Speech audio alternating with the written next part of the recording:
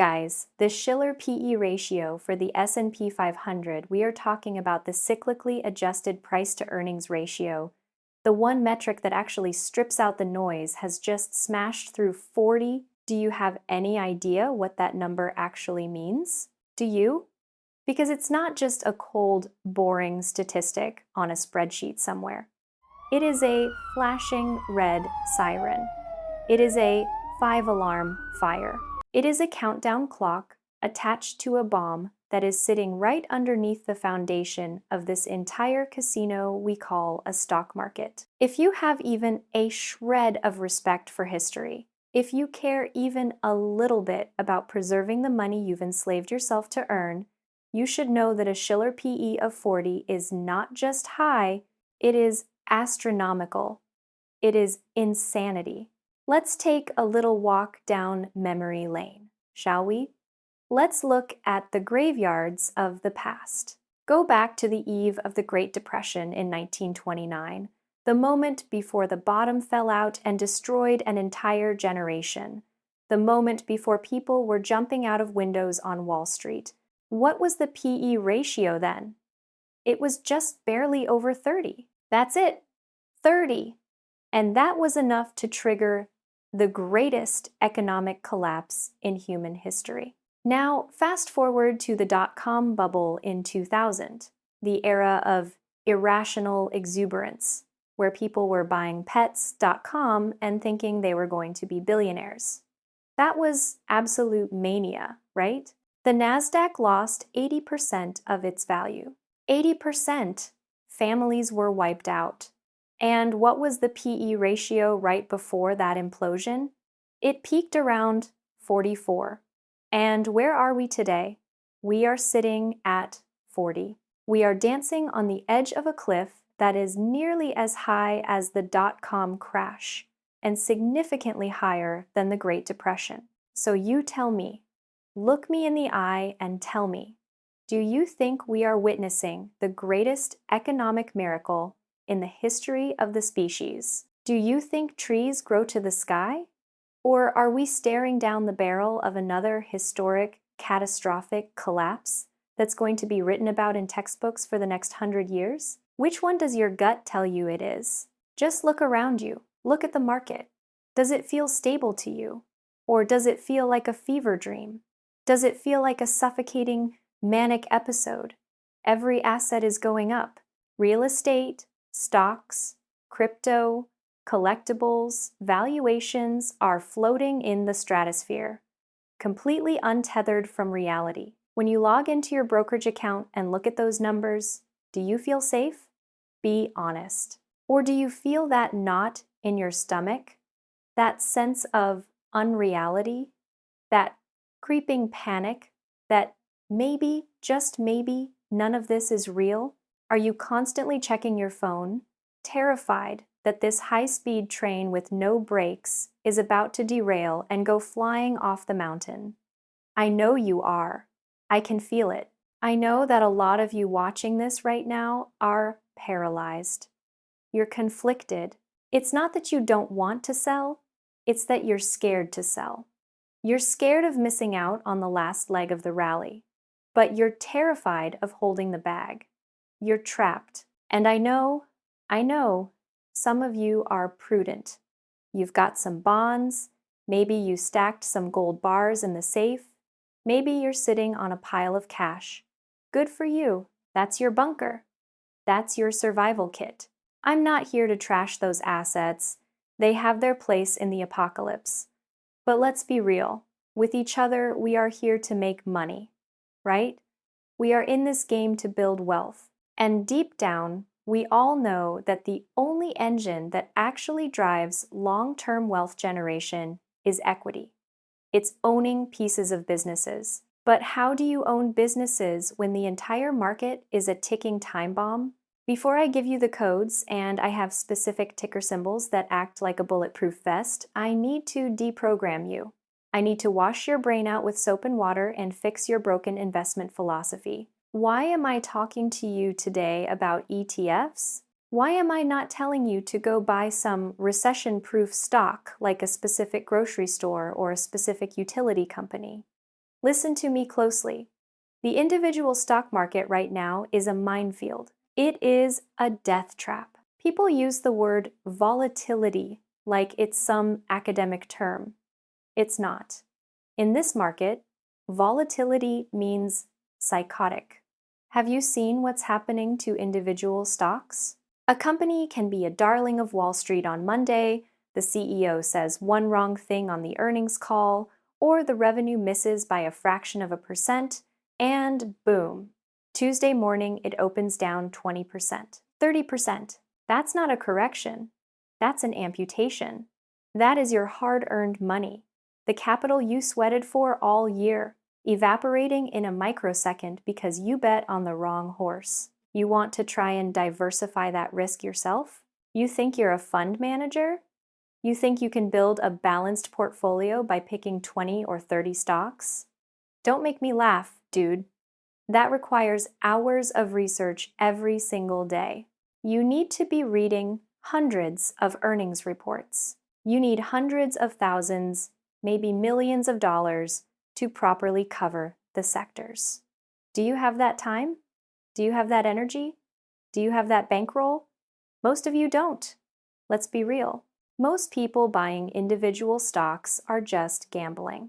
You're betting that the CEO isn't a fraud, you're betting the product won't explode, you're betting the SEC won't investigate them.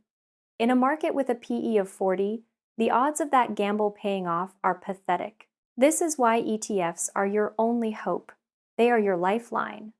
An ETF isn't some complex Wall Street voodoo. It's just a basket. It's a wrapper. It is designed to take that single stock risk, that risk that a CEO runs off with the money or the factory burns down, and dilute it until it's harmless.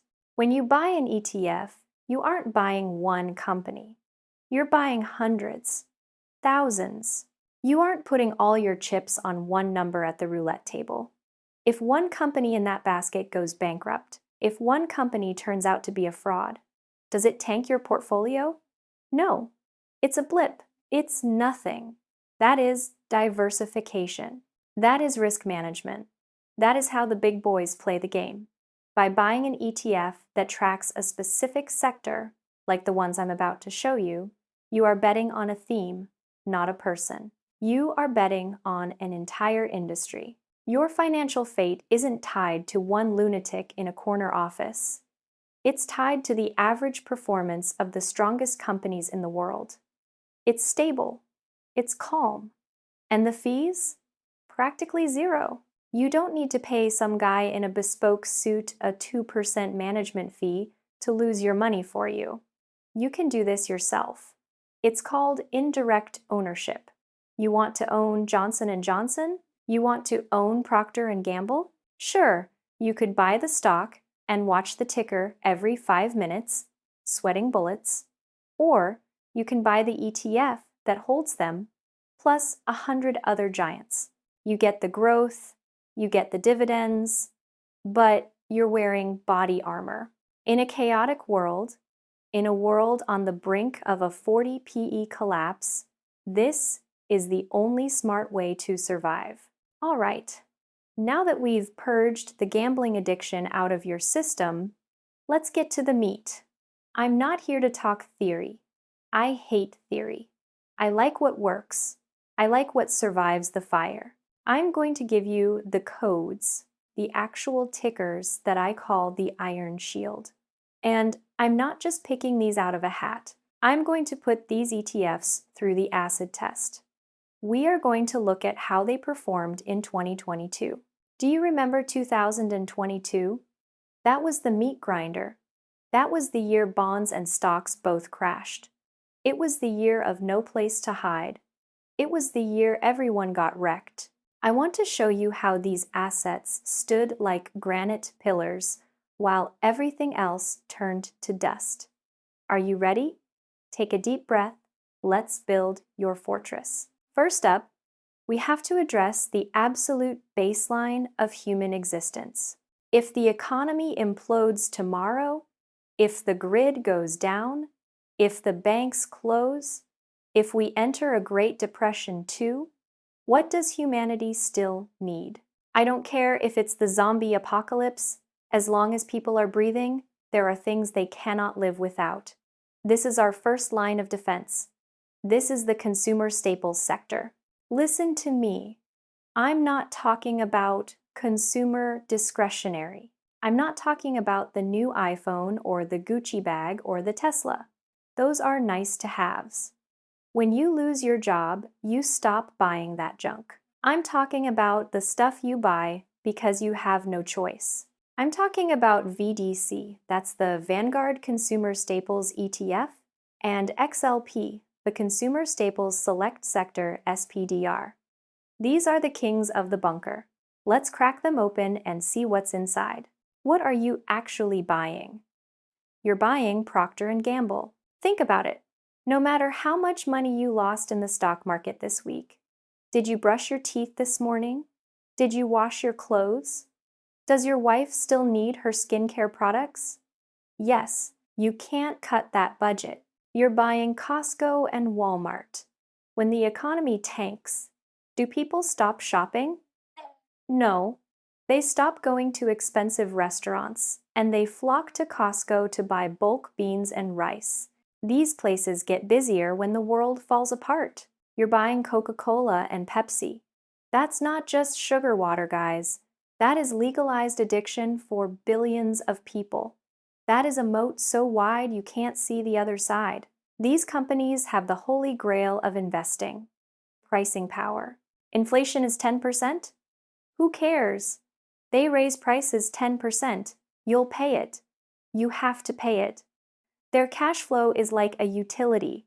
It just pours in, rain or shine.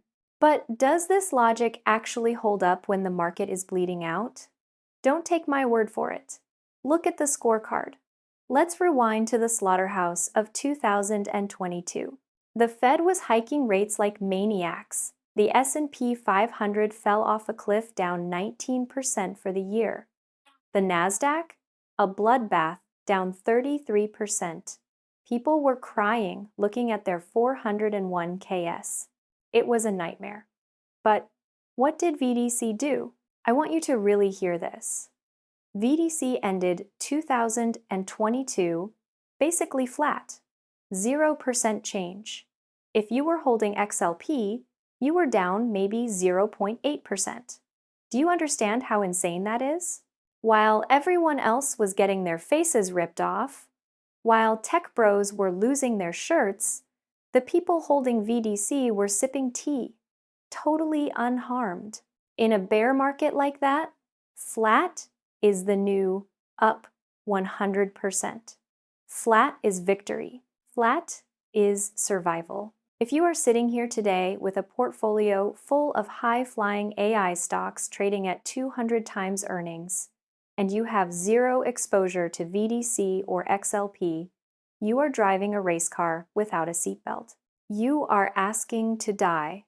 Next, we move to the second wall of the fortress. This one is boring. It is unsexy. You will not brag about this at a cocktail party. But when the panic starts, boring is beautiful. Boring is safety. I'm talking about the utilities sector. The ticker is FUTI Fidelity MSCI Utilities ETF. I know, utilities. It sounds like something your grandpa buys. You think it's slow. You think it's dead money. But when you are standing on the ledge of a 40 PE market, slow keeps you alive. What is FUTI? It's NextEra Energy. It's Duke Energy. It's the companies that run the power grid. It's the water pipes. It's the natural gas. Ask yourself this. If the stock market crashes tomorrow, are you going to call the power company and say, "Hey, cut my lines, I need to save money"? Are you going to stop flushing the toilet? Are you going to freeze in the winter?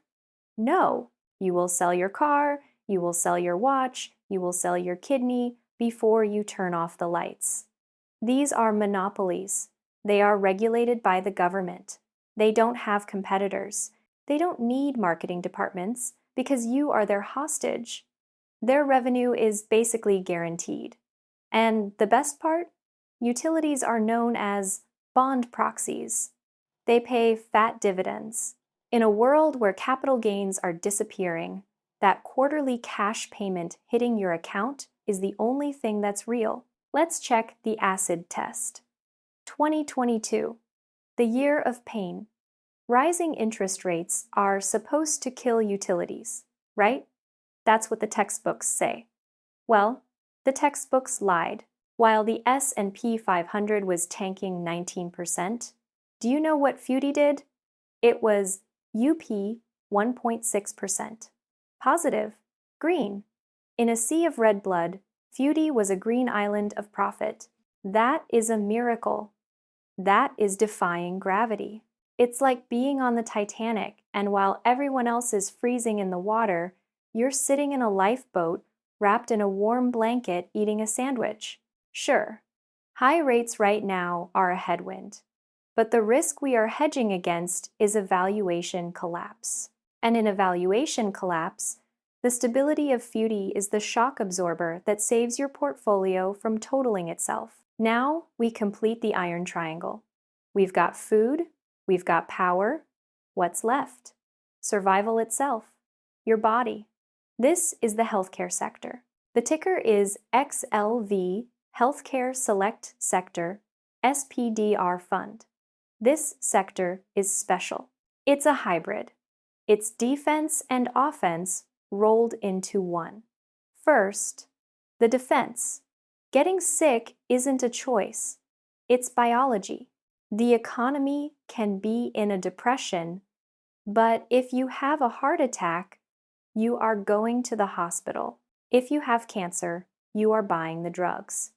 It is the ultimate non-discretionary spending. But here's the offense. Here's the growth. Look at the demographics. The world is getting old. The baby boomers are entering their high care years. We have a tsunami of elderly people who need pills, surgeries, and care. This is a multi-decade tailwind. XLV holds the titans: United Health, Johnson & Johnson, Eli Lilly, Merck. We are talking about companies that make the Band-Aids and the Tylenol, but also the companies curing cancer and selling weight loss drugs to the entire planet. You are playing defense against the crash, but you are playing offense on the future of human longevity. How did it handle the 2022 stress test?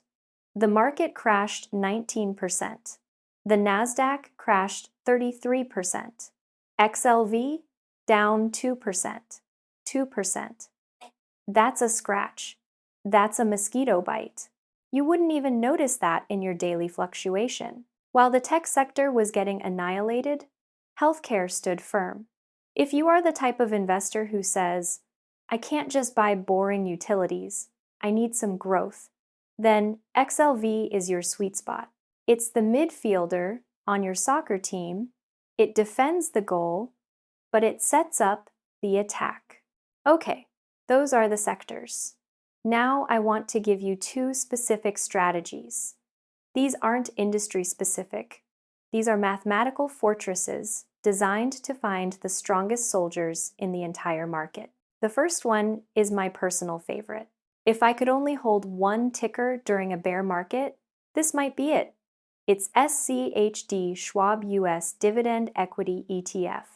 Burn that four-letter code into your brain. SCHD. But listen, the name dividend equity is misleading. There are a lot of trash dividend ETFs out there. They are yield traps.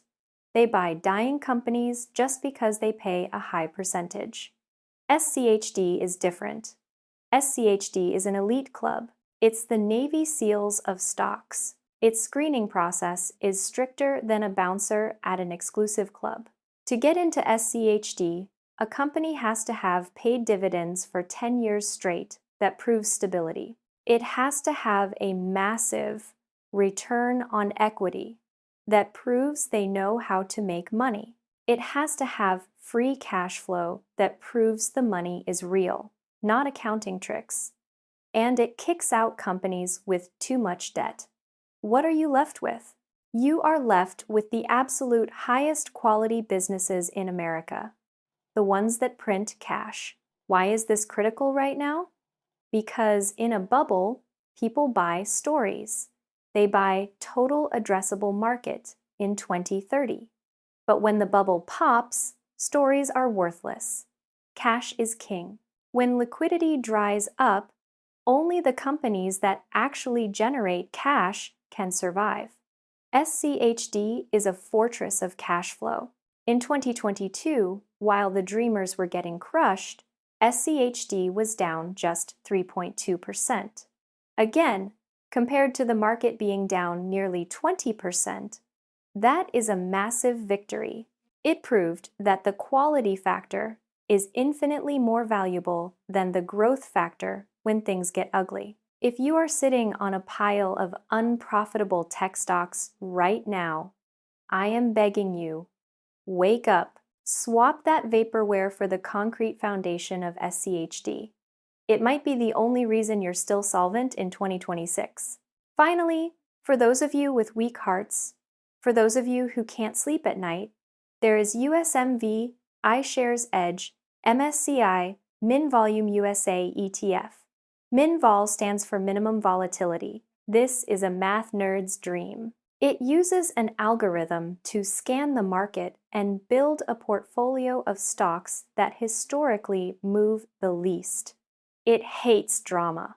It picks the most boring, steady Eddie stocks it can find: waste management, insurance, telecom. When the market is bungee jumping, USMV is taking a nap. Now, to be transparent, in 2022, it was down about 9.3%. It wasn't bulletproof like VDC, but it still crushed the S&P 500 by 10 points. It did its job. It dampened the blow. It's a shock absorber. Use it to lower the beta of your portfolio, so when the crash happens, you don't have a heart attack. So there you have it, the Armory. VDC, XLP, FUDI, XLV, SCHD, USMV. These aren't just letters. These are your survival kit. These are the lifeboats on the Titanic. But I know what you're thinking right now. I can hear the little voice of greed whispering in your ear. You're thinking, but Mr. Doomer, what if the market keeps going up? What if the S&P goes to a PE of 45? What if there's a melt-up? If I sell now, I'm going to miss the party. Bro, listen to me. If you are thinking that, you are the patsy. You are the exit liquidity. You are the classic retail bag holder. Are you really going to risk your entire financial future, your family's security, for the chance to squeeze out another 5% or 10% gain on a chart that has gone parabolic? Do you know what happens when a bubble like this pops? It's not a slow leak. It's an elevator cable snapping. It's a rug pull. The algorithms trigger, the liquidity vanishes, and the bid side of the market disappears. You try to sell, and there's nobody there to buy. You watch the price free fall, you freeze up, panic sets in, and you end up selling at the bottom. I've seen it happen too many times. 2000, 2008. The story is always the same. This time is different. AI changes everything. Productivity boom. No. History doesn't repeat exactly, but it rhymes. And right now, the rhyme is shouting danger. I'm not telling you to panic sell everything and go live in a cave with a shotgun and canned beans. I know you want to stay invested to fight inflation. I get it. But you need to learn the art of sector rotation. This is what the pros do. This is what the smart money does. They don't just hold blindly. When a sector gets overheated, they sell it and move the money to the undervalued, defensive stuff. That is what you need to do right now. Today, take your profits on those tech giants that are up 300%. Trim them. Cut them by 20%, 30%, maybe half. Take that money, that house money, and rotate it into SCHD. Rotate it into VDC. Lock in the win. If the market keeps going up, great. You still have some exposure and your defensive stuff will tick up too. But if the market crashes, if the nightmare scenario happens, you will be the only one standing. Your drawdown will be half of what your friends are suffering.